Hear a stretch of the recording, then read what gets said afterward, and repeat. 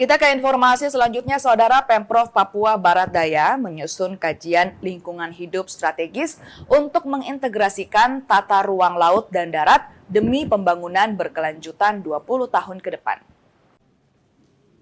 Pemerintah Provinsi Papua Barat Daya lakukan penandatanganan perjanjian kerjasama dan pelepasan 16 dokter umum menuju program pendidikan dokter spesialis di Universitas Padjadjaran Bandung.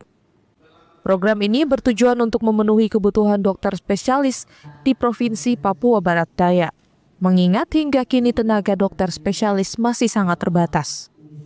Setelah menjalani pendidikan, para dokter diharapkan dapat kembali mengabdi di Papua Barat Daya.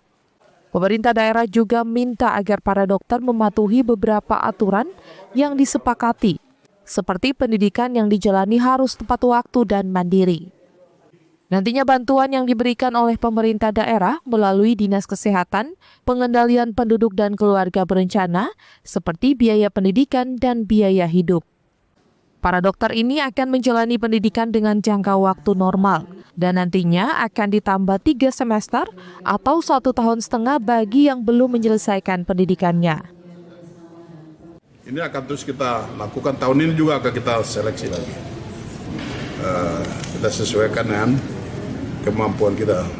Ini sementara kita terus, nanti juga kita akan gunakan untuk intervensi tahun depan. Saat kita melakukan evaluasi APBD, kita wajibkan untuk harus kabupaten, kalau itu baru kita bisa keluarkan persetujuan, kalau belum bisa, bisa. Jadi hal ada yang kita perlu intervensi untuk kepentingan, kebutuhan. Kalau ini kita tidak lakukan, orang-orang Papua jarang sekali jadi dokter spesialis.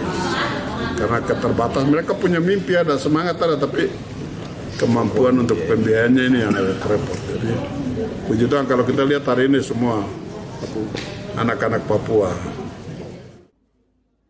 Berdasarkan data Dinas Kesehatan, Pengendalian Penduduk dan Keluarga Berencana, ada kurang lebih 28 dokter yang telah disekolahkan untuk mengambil program pendidikan dokter spesialis.